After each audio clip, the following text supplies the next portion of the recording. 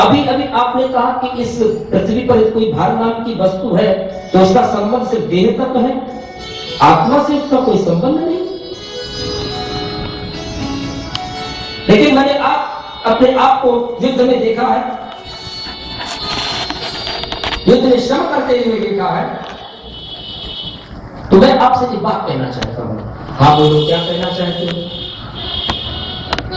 तो राजा रावण ने एक दृष्टांत देकर के भरत के सामने अपनी बातों को रखा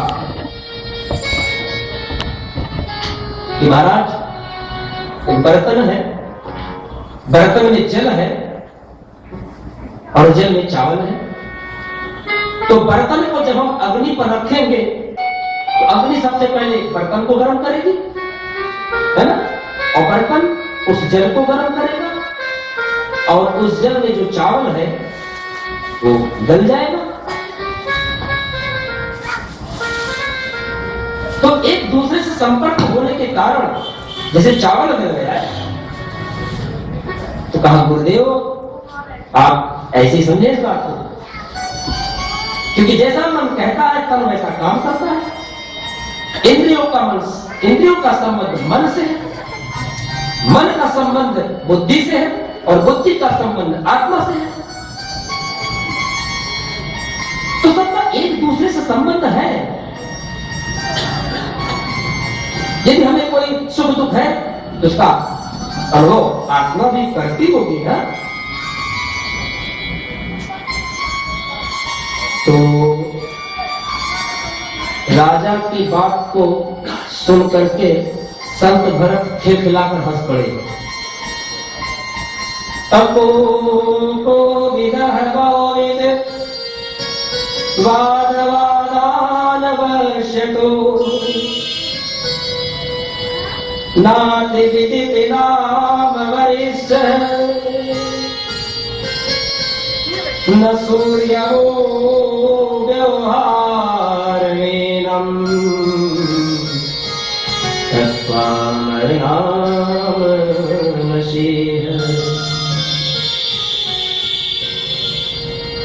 संत भरत बोले राजा, एक तरफ तो तू आत्म तत्व को जानना चाहता है और दूसरी तरफ तू व्यवहार जगत को सत्य माने बैठा है।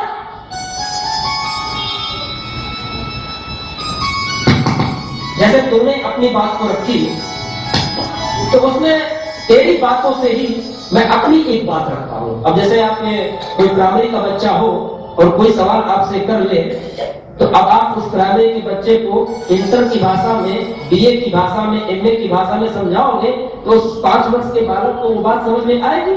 नहीं आएगी। तो बच्चे को तो बच्चे की भाषा में समझाओगे तभी वो समझेगा। बच्चे कौन सी जबान समझते हैं? तोतली जबान।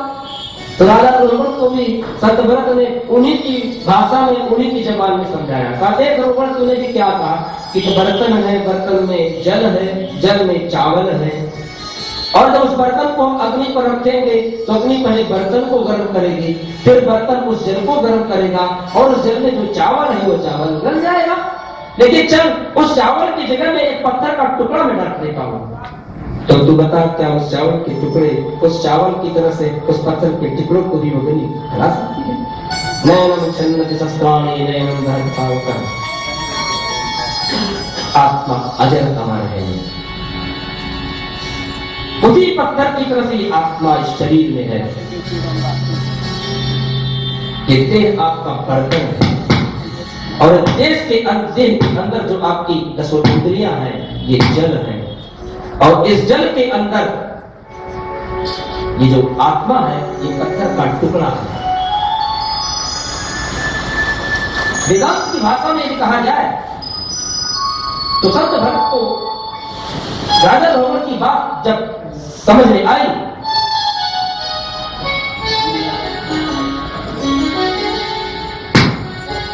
तो संत भरत को राजा ध्रुवण एक तक देखने लगे। महाराज आप इतना परिचय कहीं आप कपिल भगवान को नहीं? जिस कपिल भगवान के आश्रम में मैं आत्म तत्व को जानने के लिए जा रहा हूं,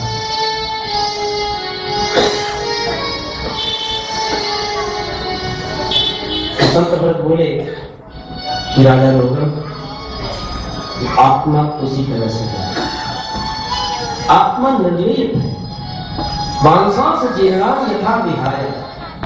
जैसे मनुष्य पुराने वस्त्रों को उतार कर नए वस्त्र धारण कर लेता है, उसी तरह से आत्मा भी पुराने शरीर को त्याग करके नए शरीर धारण कर लेती है। देह की मुक्ति होती है, देह मरता है, मृत्यु देह की मुक्ति है, आत्मा की नहीं। मरने के बाद हम क्यों रोते हैं?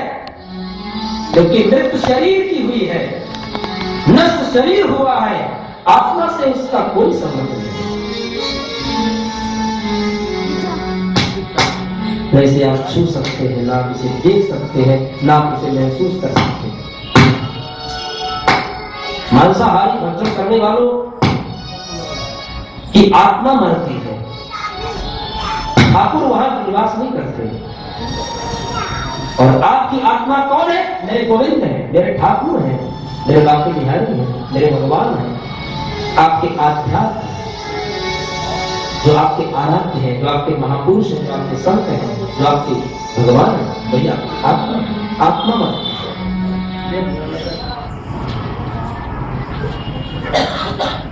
संत भरत ने कहा, राजा रोगन, तूने आज तक कभी सत्संग नहीं किया, बिनु सत्संग विवेक नहीं। राम कथा में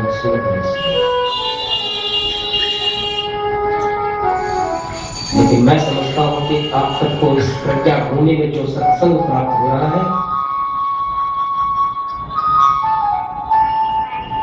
ये तो मेरे गुरुदेव की कृपा है। मेरा दावा है कि जितने भी लोग यहाँ विराजमान हैं, वो मन से कथा का श्रवण करें, और जो श्रोता मन से कथा का श्रवण करे तो वक्ता को कथा का श्रवण कराने में अत्यंत ही आनंद आता है। जितना आनंद के सागर में आप डूब रहे हो, उससे कहीं गुना आनंद सागर में मैं डूब रहा हूं, आप सबको कथा श्रवण कराने। क्योंकि वक्ता की दृष्टि प्रत्येक श्रोता पर होती है, होनी भी चाहिए।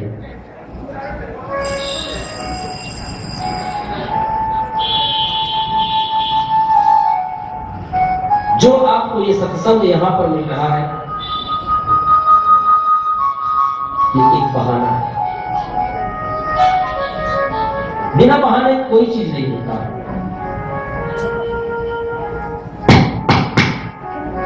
मैं बहुत दावा तो नहीं करता, लेकिन अपना जरूर सोचता हूं, मुझे भी इस जीवन में कभी इस बात का आभास नहीं था कि मैं अपने जीवन में कभी इस प्रज्ञा भूमि पर बैठ करके आप सबको भागवत कथा का श्रवण करूं। मैं धन्यवाद देना चाहता हूं इस मंदिर के ट्रस्टी महोदय पंडित उमाकांत साहब। मेरे लिए तो ठाकुर की कृपा,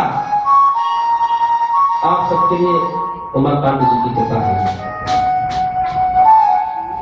पंडित रामचंद्र शुक्ल जी की कृपा।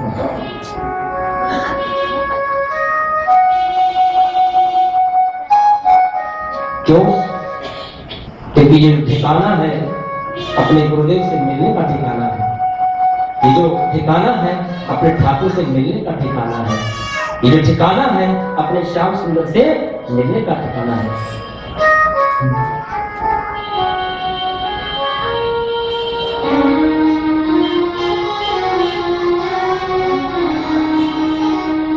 तो अगर श्याम से मिलने का ठिकाना है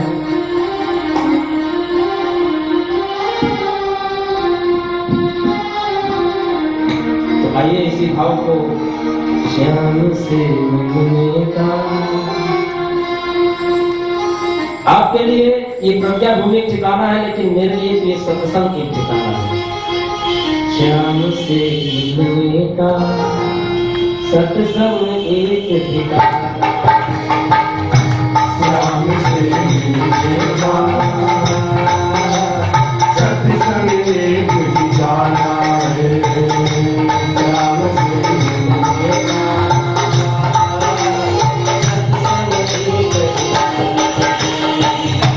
श्याम से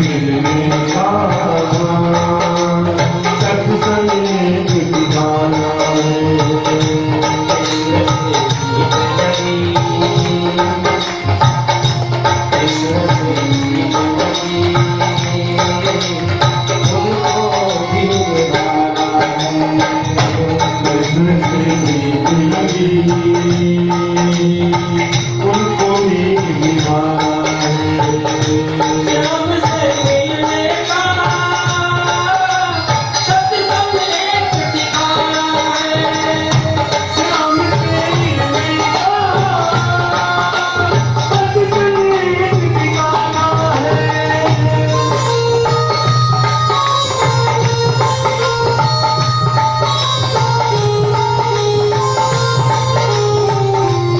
हरि बोल। दोनों हाथों से ताली बजाते हुए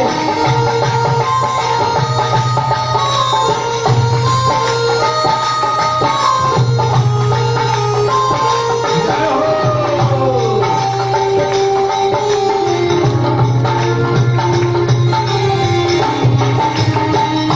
सत्संग है एक अमृत धारा।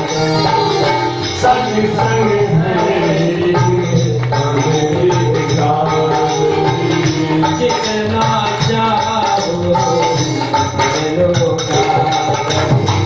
जितना चाहो जितना चाहो मुक्ति को पाना है, मुक्ति को पाना है। सत्संग मुक्ति को पाना है। सत्संग एक ठिकाना है। श्याम से मिलने का सत्संग एक ठिकाना है। श्याम को मिलने का सत्संग एक ठिकाना है। श्याम को मिलने का सत्संग एक ठिकाना है।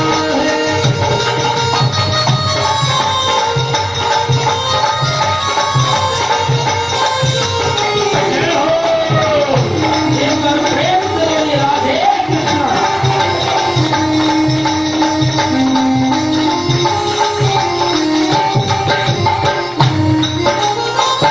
ज्ञान भक्ति की गति ज्ञान भक्ति की गति। ज्ञान भक्ति की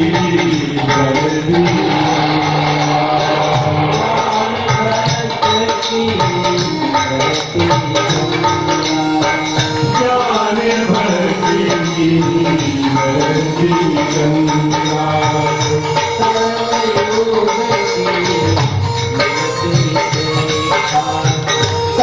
कर्मयोगी गति देखा।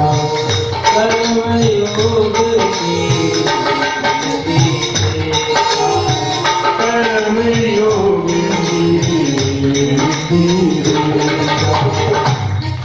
जीवन को बनाना है, जीवन को बनाना है।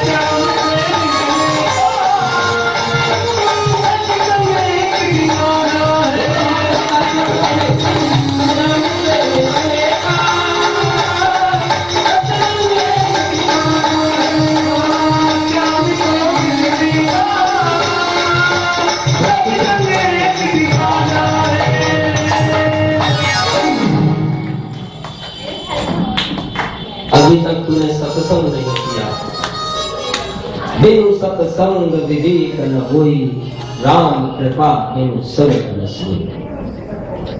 संत भरत ने राजा रोगन को कहा, राजा रोगन कहाँ जा रहे थे? राजा रोगन जा रहे थे गंगा सागर सत्संग सुनने, लेकिन भगवत की कृपा से सत्संग द्वार पर ही हो गया, सत्संग द्वार पर ही प्राप्त हो गया। अब मोहि भाव भरोस हनुमंता, दिन भर कृपा मिले ही नहीं संता। अब मोहि भाव भरोस हनुमंता, बिना हर की कृपा के संतों का दर्शन नहीं, बिना हर की कृपा के, मेरे ठाकुर की कृपा के, मेरे गोविंद की कृपा के, मेरे गुरुदेव की कृपा के ये सब नहीं, ये तो उन्हीं की कृपा है। आप अपनी इच्छाओं को, अपनी कामनाओं को मेरे ठाकुर, मेरे गोविंद, मेरे गुरुदेव के चरणों में समर्पित कर दूं। अब वो क्या इच्छा करे ये उनकी कृपा है। वो क्या कृपा करना चाहते हैं ये उनकी कृपा है। तो संत भरत ने राजा रोगण से कहा कि राजा, सबसे पहले इस मन को शुद्ध करो, और मन शुद्ध तुम्हारा कैसे होगा? जब तक तू संतों की चरण धूलि में स्नान नहीं करेगा, जब तक तू उस संतों की चरण धूलि को अपने मस्तक पर नहीं लगाएगा, तब तक तेरा मन शुद्ध नहीं होगा। और इस प्रकार से राजा रोगण को संत भरत ने आत्म तत्व स्वरूप का ज्ञान कराया और भवाटवी का भी उन्होंने वर्णन किया, और आत्म तत्व का ज्ञान करा के संत महाराज भरत जी वहां से पधारे। राजा के प्रश्न करने पर सुखदेव जी महाराज ने भूगोल और खगोल का वर्णन किया और नरकों का भी वर्णन किया। 88 नरक श्रीमद्भागवत महापुराण में बताया, तामिस अतामिस गौरव महारौरव पूर्वीपात अष्टपत्र त्रिभोजन सर्प दर्शन वैतरणी पुन्ना आदि। लेकिन जब राजा परीक्षित ने इन कथाओं को सुना नरकों की, तो अपने सुखदेव जी के चरणों में प्रणाम करके कहा, गुरुदेव आप कहते हैं कि इस पाप को करने से ये नरक मिलता है, इस पाप को करने से वो नरक मिलता है, आप मुझे बताएं कि क्या इन पापों से मुक्ति के लिए कोई उपाय भी है? तो सुखदेव जी ने कहा, राजा देखो, व्यक्ति के जीवन में यदि कोई पाप बन जाए, जैसे कोई व्यक्ति बीमार हो जाए तो डॉक्टर के पास जाता है, तो हमें तो क्या डॉक्टर तुरंत आपको दवा दे देगा? पहले आपकी नब्ज पकड़ेगा, नाड़ी देखेगा, फिर काम में क्या हो, आला कैसे इसको लगाएगा, ठोकेगा, नीट ठोकेगा, तो आप शुरू हो गए बीमारी बताना, ये है वो है। जितना ज्यादा बताओगे डॉक्टर उतना ज्यादा देखेगा, और जितना ज्यादा देगा उतनी ज्यादा दवाई देगा। इसलिए जो बीमारी वही बताओ, जो ना हो उसको मत बताओ। सोचे के बाद डॉक्टर को पकड़नी है तो 100 रुपए की फीस में आज सारी बीमारी का इलाज करा ही जाए। तीसरी बार जाओ, दूसरी बार फीस देगा। तो बीमार व्यक्ति जब डॉक्टर के पास जाएगा तो डॉक्टर तुरंत उसको दवा नहीं देता, सबसे पहले उसका नाम पूछेगा, उसका हालचाल पूछेगा, क्या बीमारी है, नाड़ी है, और यदि कोई छोटी मोटी बीमारी है तो छोटी मोटी दवा देकर के कर देगा। लेकिन यदि आपको कोई छोटी मोटी बीमारी नहीं, बड़ी बीमारी है, तो उसका लंबा इलाज चलेगा, 2 साल 3 साल 4 साल। तो उसी तरह से जैसे कोई व्यक्ति छोटी मोटी पाप कर्म कर ले, तो छोटे मोटे पुण्य करने से उसके छोटे मोटे पाप भी खत्म हो जाते हैं। और वैसे कोई घोर पाप कर लिया, ब्रह्महत्या कर ली, गौ हत्या कर ली, तो उसके लिए फिर अनुष्ठान है, उसके लिए लंबा उपवास है।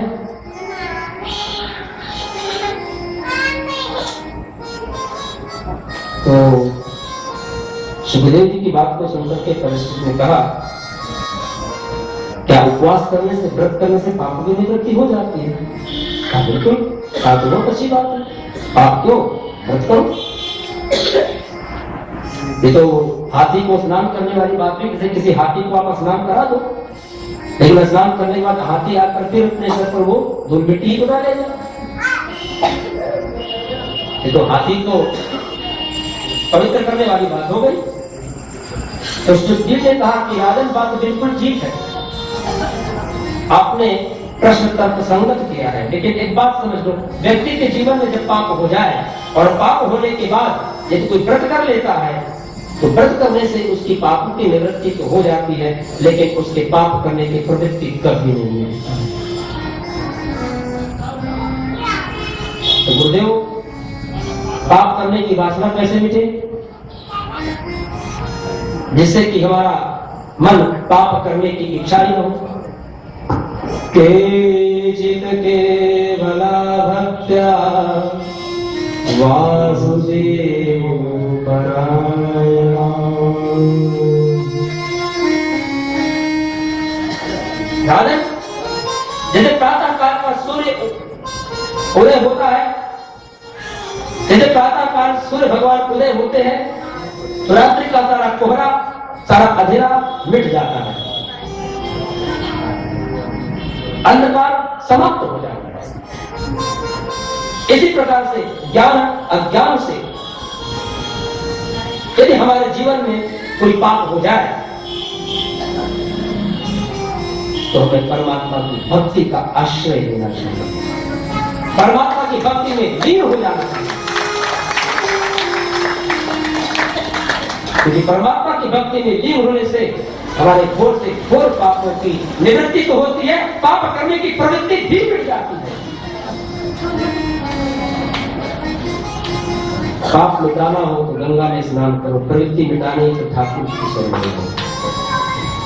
पाप मिटाना है तो गंगा में स्नान करो और प्रवृत्ति मिटानी है तो भागवत स्नान करो। ये पहले मैं जो भजन गाता हूँ ये भीड़ बढ़ाने के लिए नहीं, जब भीड़ कुछ बढ़े तो सुनाए, आपको भागवत स्नान कराने के लिए, ताकि आप भगवान के समक्ष भागवत स्नान करके मन शुद्ध चित्त से पवित्र होकर विराजमान हो तो भागवत का एक एक शब्द आपके कानों में गूंजेगा। मेरा दावा कि रात्रि में आप जब भी सोते होगे, आंख बंद करते होगे, आंखों में कोई दिखाए या दिखाई दे, लेकिन मेरा बांसुरी वाला आपको जरूर दिखाई देता होगा। मेरा ठाकुर जरूर दिखाई देता होगा।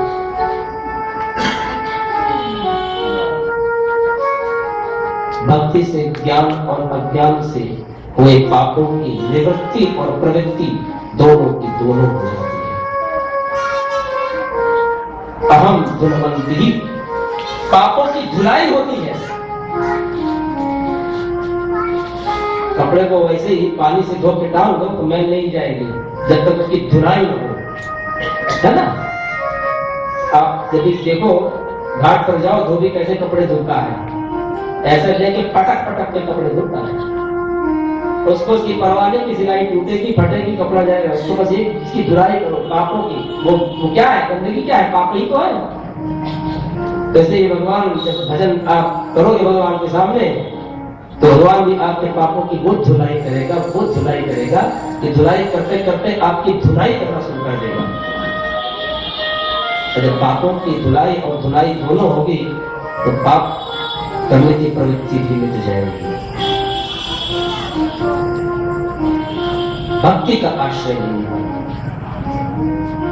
व्रत करने से छुटकारा नहीं होगा कि आप व्रत कर लो और पाप समाप्त हो जाए।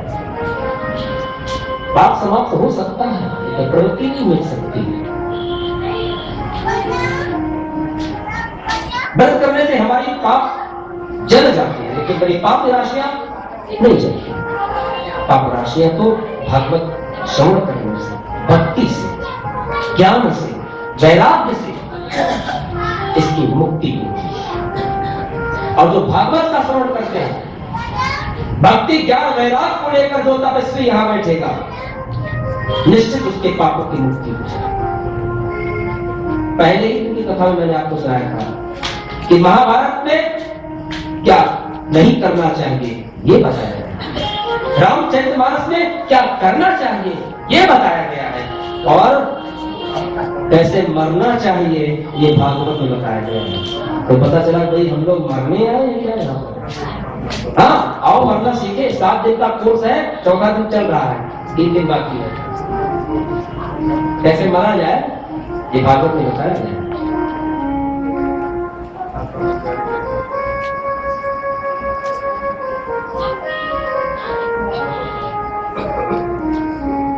कुछ लोग कहते हैं कि भैया भागवत श्रवण करने चले, भगवान का दर्शन करने चले।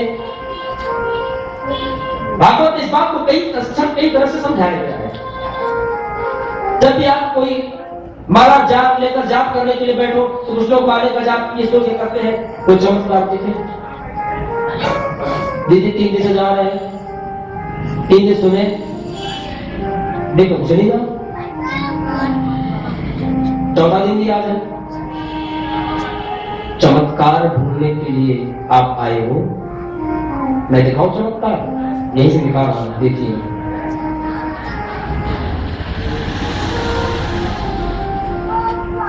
आपने अगर किसी गुरु के आदेश पर आपने माला उठा ली, माले का जाप करने लगे, 1 माला की, 2 माला की, 3 माला की, लेकिन अगर आपने दूसरे दिन भी वो माला उठा ली, यही अपने आप में सबसे बड़ा चमत्कार है। आप प्रज्ञा मंदिर में एक बार दर्शन करने के लिए आए, लेकिन अगर आप दोबारा आ गए तो यही अपने आप में सबसे बड़ा चमत्कार है। आप भागवत का श्रवण करने के लिए पहले दिन आए, लेकिन ये दूसरे दिन आप अपने मन से आ गए तो यही अपने आप में सबसे बड़ा चमत्कार है। अब इससे बड़ा और क्या चमत्कार होगा?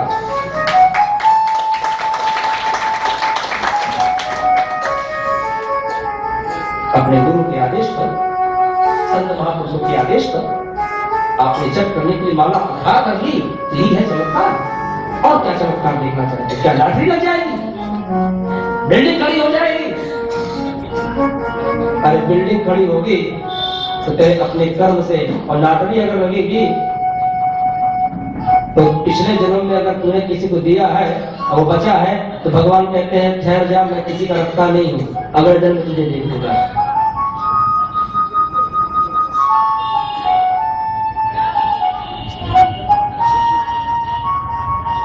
चमत्कार ढूंढने भी आए हो तो यही अपने अपने चमत्कार, इससे बड़ा और कोई चमत्कार हो ही नहीं सकता।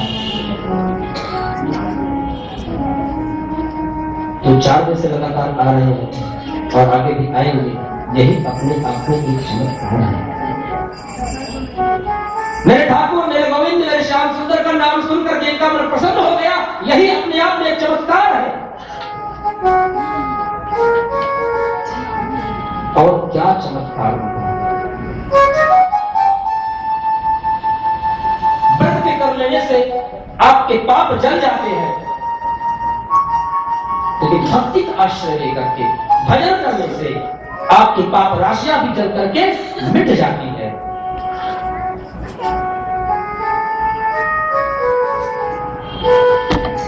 कितने से भी कितना बड़ा पाप किसी ने क्यों न कर दिया हो, भजन करने से उसके पाप समूल रूप से समाप्त। सुखदेव जी ने इस संबंध में एक कथा सुनाई। कन्नौज में एक ब्राह्मण रहते थे जिनका नाम था अजामिल। उनके पिता विद्वान थे, सुशील माता थी, सुंदर पत्नी थी, बच्ची थी।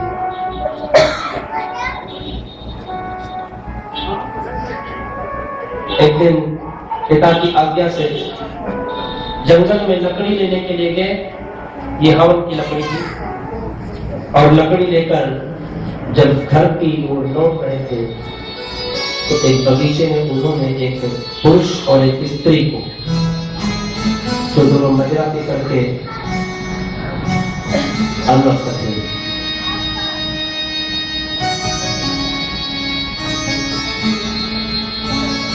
आपस में रमण करते हुए जब अजामिल ने देखा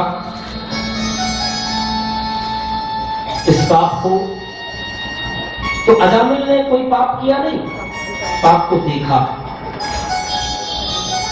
और जब घर आया उस पाप को देख करके उसने इतना आसक्त हो गया, वो दृश्य उसकी आंखों के सामने नाचने लगा और वो उसका चिंतन करने लगा। उस हाव भाव में इतना आसक्त हो गया वो कि दूसरे दिन वो तुरंत जाकर के उस वैश्या से मिला और अपने पिता की सारी संपत्ति उस वैश्या पर लुटा दी। वैश्या ने उसका श्रम छोड़ करके अजामिल के साथ आ गई। वैश्या को कुछ भी क्या हो सकता है, धन की जो उसे रुपया पैसा देगा वही उसके पास है।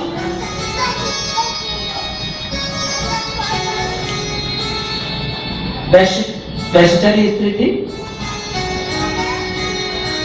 अजामिल उसके खेल में इतना रम गया उसने अपने पिता को छोड़ दिया, अपनी माता को छोड़ दिया, अपनी पत्नी को छोड़ दिया, अपने बच्चे को छोड़ दिया, अपना घरवार छोड़ दिया और उसने स्त्री के साथ रहने लगा।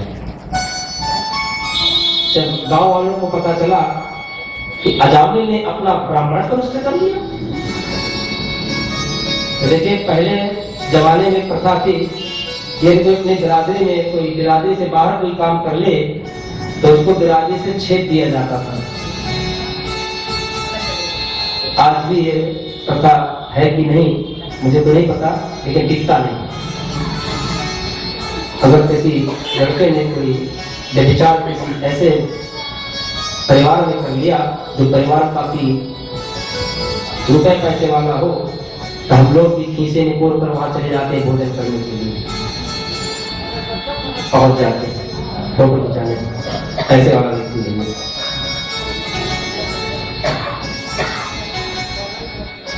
ब्राह्मणों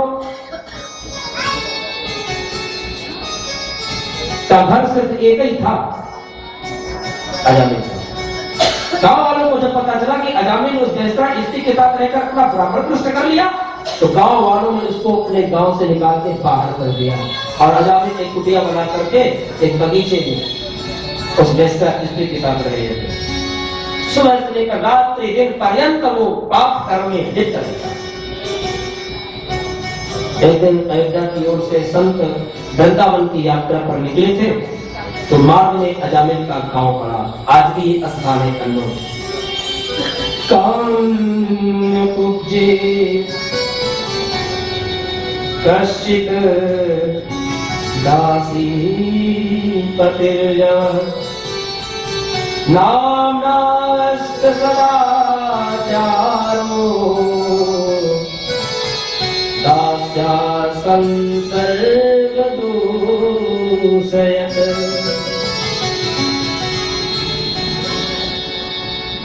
ये कन्नौज में रहता था। अयोध्या की ओर से संत आ रहे थे कीर्तन करते हुए, लेकिन संधि काल का समय हो गया था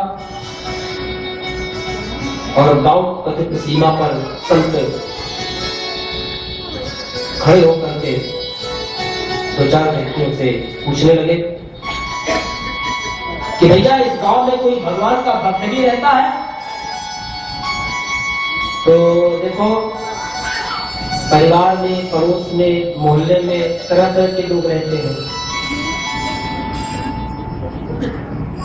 ऐसे भी लोग रहते हैं कि जो महापुरुषों का अनादर भी करते हैं, कुछ लोग ऐसे हैं जो महापुरुषों का आदर भी करते हैं। कई किस्म के लोग होते हैं, अपनी अपनी दृष्टि है। संतों को जिस दृष्टि से देखोगे संत आपको उसी दृष्टि से नजर आएगा, क्योंकि जैसे दृष्टि वैसे दृष्टि।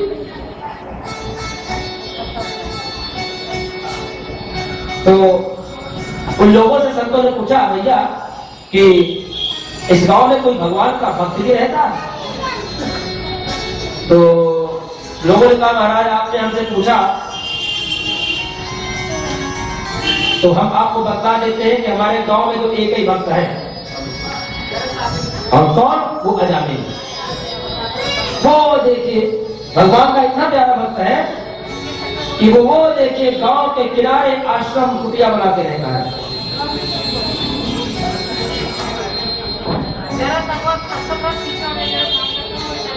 तो आप उसके घर जाइए, क्योंकि जानते थे ना कि अजामिल के घर जाएंगे तो आज अच्छी पूजा इन लोगों की हो जाएगी।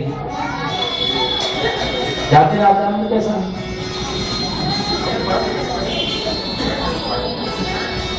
तो संत अजामिल के घर के पास पहुंचे और बाहर से आवाज दी, अरे भैया भक्त अजामिल,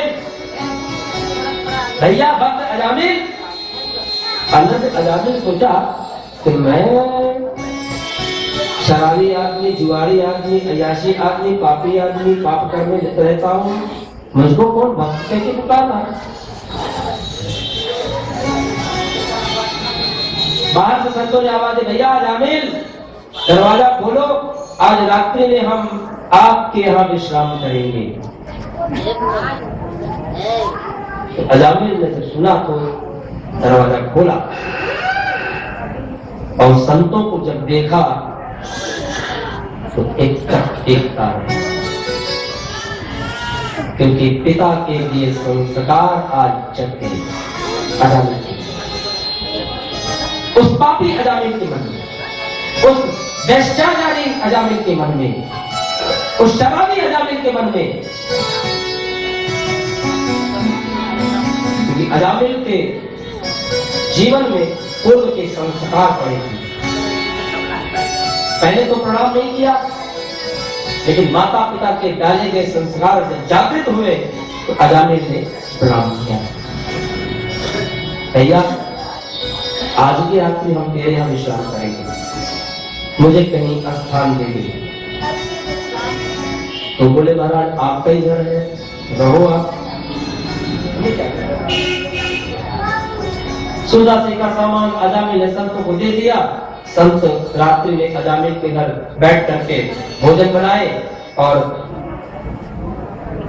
प्रसाद पाए, और प्रसाद पाके जब पूजा से निवृत्त हो गए तो संतों ने कहा अजामिल से, भैया देखो हमारे ठाकुर की पूजा हो गई है, भोग आदि से हम निवृत्त हो चुके हैं, यदि तुम कहो तो हम तुम्हारे आंगन में कुछ भजन करना चाहते हैं। क्योंकि हम लोग की दिनचर्या है, हम लोग की आदत है कि हम लोग अपने ठाकुर को भजन करके, भजन सुना के रात्रि में शयन कराते हैं। अजामिल ने कहा कि कोई बात नहीं है, आ जाइए आंगन में। अपने कमरे में चले जाते हैं, दरवाजा बंद कर लिया और संत लोग अपना ताल खरताल मजीरा निकाले और अजामिल के घर आज भजन होने लगा। और जब भजन शुरू हुआ तो अजामिल ने छत से दरवाजा खोला और आकर कहा अजामिल की महाराज आपकी आज्ञा हो, क्योंकि ये तो पापी था ना, शराबी व्यक्ति था।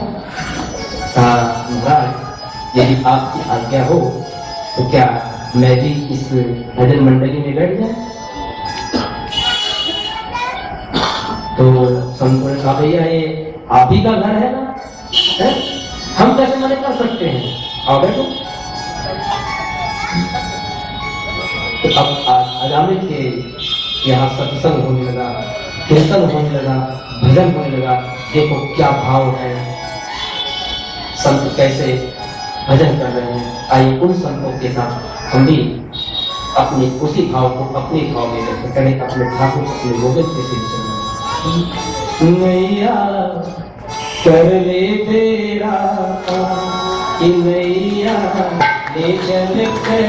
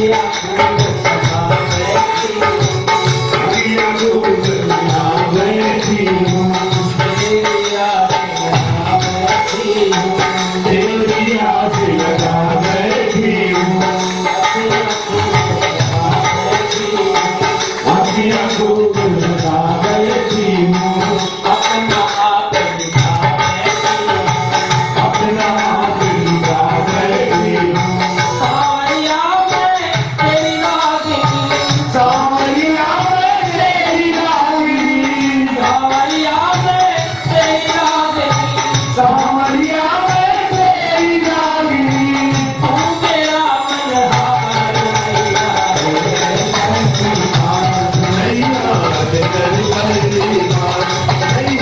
रे तेरी बड़ी बात,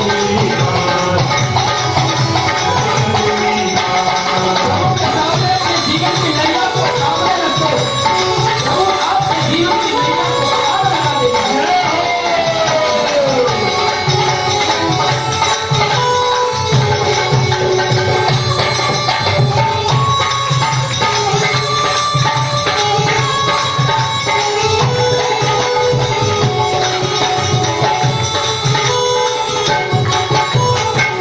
तेरे बिना कुछ चाह नहीं है, तेरे बिना सुख जान नहीं है, कोई तुझे की राह नहीं है, कुछ मुझे की राह नहीं है, जग की परवाह नहीं है, जग की परवाह नहीं है, मेरे प्रियतम मेरे माझी, मेरे प्रियतम मेरे माझी, मेरे प्रियतम मेरे माझी, मेरे प्रियतम मेरे माझी, कर दो नैया पार नैया, तेरे बाग नैया, तेरे बड़े बाग नैया, तेरे बड़े बाग, जहाँ भी आ जाए राजा रानी, जहाँ भी आगे राधा रानी, जहाँ भी आ जाए महारानी, जहाँ भी आगे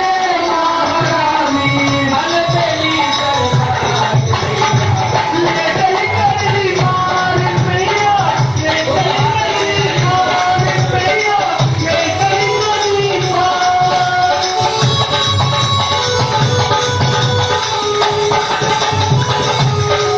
इस प्रजा भूमि में आनंद की वर्षा हो रही है, अपने आप को भिगो दो।